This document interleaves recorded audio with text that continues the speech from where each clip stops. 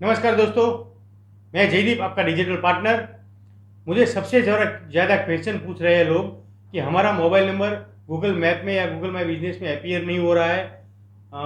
जो रिव्यू में है वो रिव्यू में से बाहर नहीं आ रहा है। तो आज मैं पूरा ट्यूटोरियल आपको दिखाऊंगा, आपको क्या क्या करना है, क्या क्या चीज़ें करनी है, पूरा चेकलिस्ट दूंगा। 5-6 पॉइंट है, वो अगर आप चेक कर लोगे और उस पर काम करोगे 100% आपका मोबाइल नंबर दिखने लगेगा।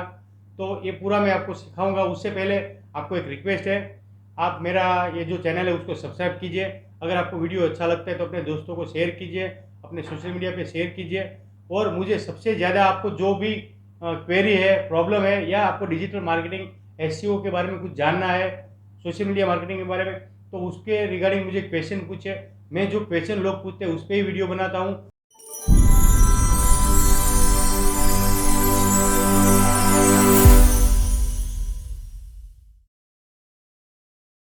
तो सबसे पहले आपको मैं ये जो मोबाइल आपका दिख रहा है, मोबाइल आ रहा है गूगल माई बिजनेस में, ये आपकी वेबसाइट नहीं है कि आपने जो गूगल माई बिजनेस के अंदर जो दिया वो गूगल दिखा रहा है।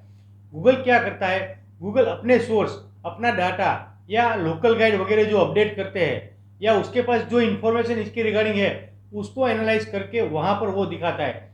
जैसे कि आपका नंबर है, आपका कम्युनिकेशन डिटेल, ईमेल एड्रेस वगैरह है, आपके जो ऑफिस के आवर्स वगैरह है, वो सब। ऐसा जरूरी नहीं कि आपने जो गूगल को अंदर आपने दिया वही गूगल देगा।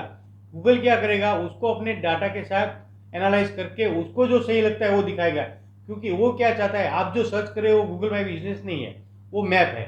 तो मैप के अंदर वो एक्यूरेसी दिखाना चाहता है, उसको जो सही लगता है, तो अपने क्लाइंट को यूजर एक्सपीरियंस देने के लिए वो सही लगता है वो देता है। तो आप कहाँ से वो ठीक कर सकते हो। आप अभी तक क्या कर रहे हो कि आप जाते हो आपके गूगल माई बिजनेस के अंदर, वहाँ इंफॉर्मेशन के सेक्शन में जाके अपना मोबाइल नंबर है वो चेंज करते हो।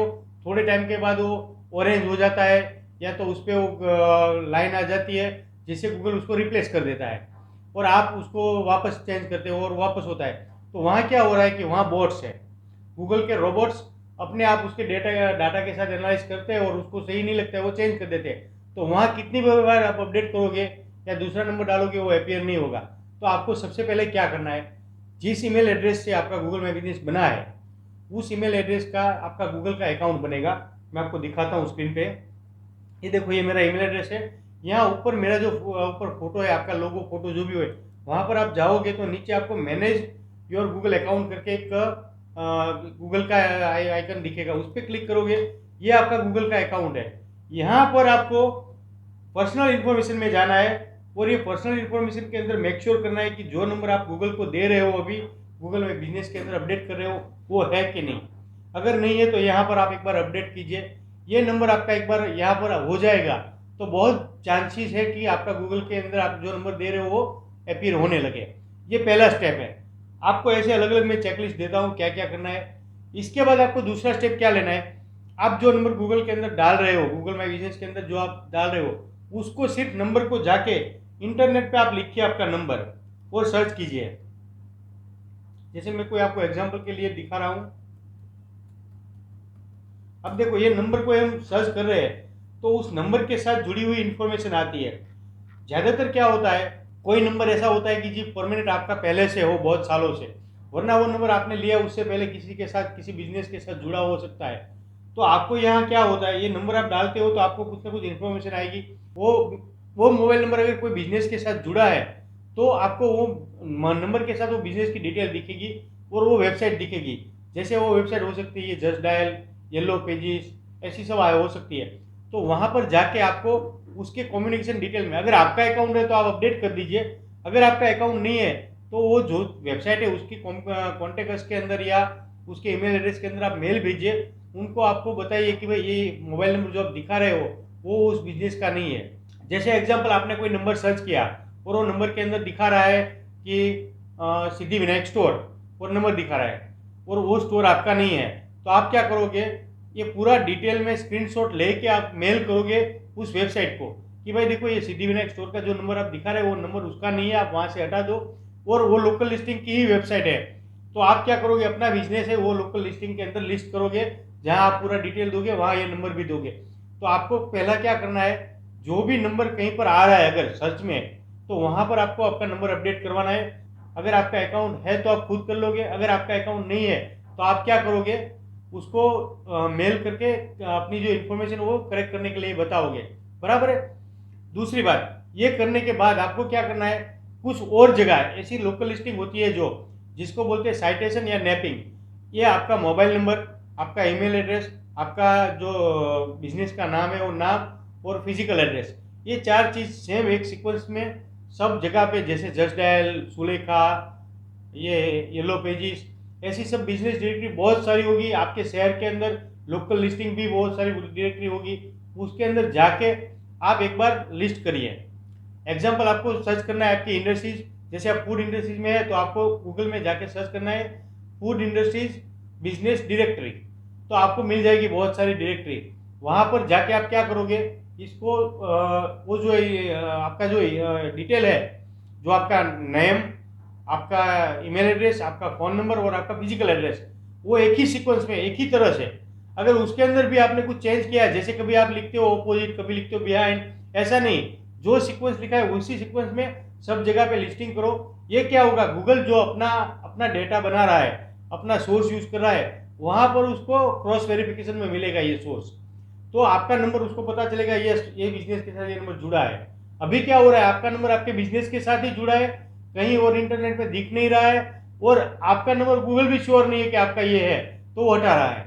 तो आपको दूसरा काम करना है, 50, 100, 200 जितनी भी आपके पास लोकल डायरेक्टरी मिलती है आपको, वहां जाके आपका बिजनेस लिस्ट करिए। इससे आपका गूगल माई बिजनेस का रैंकिंग है उसके अंदर भी इफेक्ट आएगा और आपका नंबर अपीयर होना चालू हो जाएगा। इसके बाद आपको क्या करना है, आपकी वेबसाइट, अभी जिनके पास वेबसाइट है उनके लिए नहीं है तो कोई दिक्कत नहीं है, उनको मैं नहीं बोल रहा हूँ कि वेबसाइट का खर्चा कीजिए, बनाइए। आपकी गूगल माई बिजनेस एक आपकी वेबसाइट ही है, वो पूरा आपका एक वेबसाइट ही बन जाता है। उसके अंदर अगर आप लास्ट में ऑप्शन आता है वहाँ क्लिक करके वेबसाइट के लिए अपीयर होते हैं तो अपीयर हो जाते हो। आपको अगर डोमेन कस्टमाइज लेना है तो 800 या 900 रुपये के बीच में कुछ अमाउंट आता है, जिससे आपको आपका यूआरएल भी आपके नाम का मिल जाता है, आपके .com। तो आपको क्या करना है, गूगल माई बिजनेस की अगर वेबसाइट बनानी है तो वो बनाओ, वरना आपकी वेबसाइट है कोई तो उसके अंदर आपका एक पेज होगा, कॉन्टेक्ट अस, अबाउट अस, आपका फूटर, उन जगह पर ये नंबर होना चाहिए।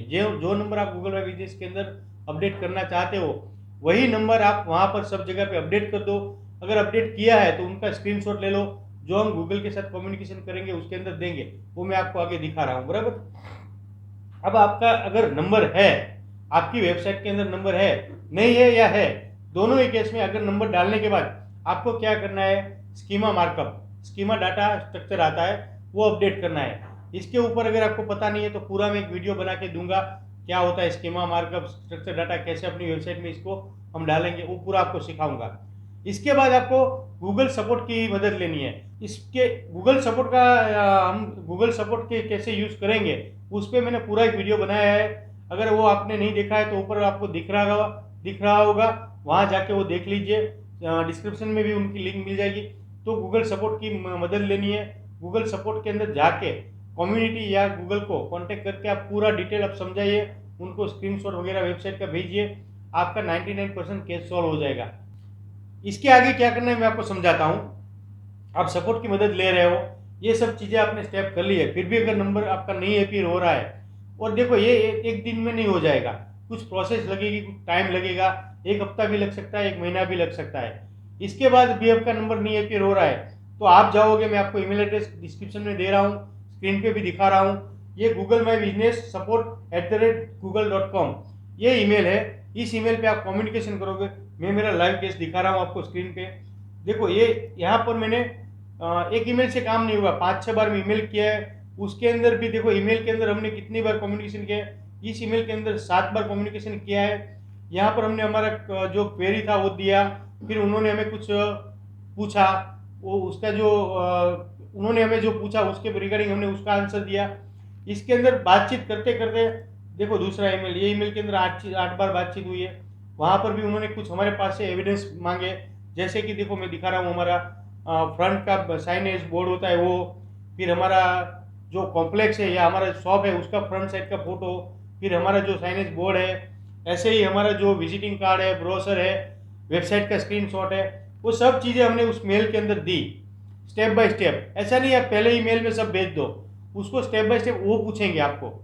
अब मैं आपको समझाऊँ, अब तक जो बात हो रही थी हमारी वो क्या थे, गूगल के रोबोट के साथ हो रही है, बॉट्स के साथ। अब आप जब मेल करते हो तब मैन्युअली वहाँ पर कोई आता है और वो चेक करता है आपका मेल, तो वो समझ सकता है आपकी चीज़। फिर आप क्या करोगे, उसके अंदर जाके आपका सब डिटेल, वो जो उनको जो चाहिए एविडेंस, उसको पता है क्यों ये नंबर नहीं दिख रहा है, तो उस हिसाब से आपके पास वो एविडेंस मांगेगा। उसको लगता है अगर कि ये एविडेंस, एक एविडेंस से काम हो जाएगा तो एक से हो जाएगा, उसको अगर सेटिस्फेक्शन नहीं है तो 4 एविडेंस मांगेगा, 5 मांगेगा। वीडियो कॉल के जरिए भी वो एक बार वेरिफिकेशन कर सकता है। यहाँ पर आपको एक ख्याल रखना है, आपका साइनेज बोर्ड है जो, वो टेम्परेरी नहीं होना चाहिए। कई बार क्या होता है, मैं क्लाइंट को बोलता हूँ कि आपका ये बोर्ड वगैरह चाहिए, तो वो एक बैनर बना के चिपका के फोटो खींच के भेजते हैं। अब देखो, आप बैनर लगा के भेज रहे हो, तो उन लोगों को इतना पता नहीं चल सकता कि भाई ये परमानेंट बोर्ड है या टेम्परेरी बोर्ड है। तो आपका परमानेंट बोर्ड दिखना चाहिए, तो ही आपका नंबर अपीयर होगा, और वो बोर्ड के अंदर भी वो नंबर होना चाहिए। बराबर है? नहीं है, कोई दिक्कत नहीं, आप ब्रोशर है, विजिटिंग कार्ड है, आपकी जो वेबसाइट है वो सब भी दिखा सकते हो। मैं ऐसा नहीं बोल रहा हूँ कि आप नया बोर्ड बनवाओ और वहाँ पर वो नंबर डालो, ऐसा नहीं कह रहा हूँ, लेकिन आपको वो वहाँ जब एविडेंस दोगे तो उसको पता चलना चाहिए कि नहीं ये सही बता रहा है। दूसरी बात, ये सब करने के बाद आप रेगुलर मेल उनको करोगे, वो मेल का आंसर 100% आता है। वो आंसर आता है, उसके बाद वो जो भी बात करते, कम्युनिकेशन करते हो, या वीडियो कॉलिंग से आपका अगर एक बार वो हो जाता है जो वेरिफिकेशन, फिर आपका नंबर 100% दिखने लगेगा। ये हमारे बहुत सारे क्लाइंट के साथ और हमारे साथ भी हुआ है, और हमने ये सॉल्व किया है। ऐसा नहीं है कि मैं ऐसे ही कोई सलाह दे रहा हूँ। ये क्वेश्चन कितने टाइम से आ रहा था, जब मुझे लगा कि नहीं ये सब जो चीज़ करनी चाहिए वो चीज़ करने से मिल जाता है आंसर, तब मैंने ये वीडियो बनाया है। देखो, तो ये चेकलिस्ट है, मैंने आपको ये स्क्रीन पे दिखा रहा हूँ, नीचे डिस्क्रिप्शन में भी दे दूंगा। ये 5-6 चीज़ें आपको धीरज के साथ, पेशेंस के साथ धीरे धीरे करनी है। 1-2 महीना लग सकता है, कभी कभी तुरंत हो जाए, लेकिन 1-2 महीने के अंदर आपका 100% नंबर अपीयर होने लगेगा। आप मेरे चेकलिस्ट के हिसाब से काम कीजिए। तो आपको ये 5-6 चीज़ें की ख्याल रखना है। ये 5-6 चीज़ें करने के बाद आपका नंबर 100% अपीयर होने लगेगा। ये वीडियो आपको पसंद आ रहा है तो आप प्लीज़ मेरे चैनल को सब्सक्राइब कीजिए, लाइक कीजिए, शेयर कीजिए, और आपको जो भी डिजिटल मार्केटिंग के बारे में जानना है वो कमेंट के अंदर बताइए, मैं उस पर वीडियो बनाऊंगा। नेक्स्ट वीडियो में मिलते हैं। जयदीप, आपका डिजिटल पार्टनर। Thank you.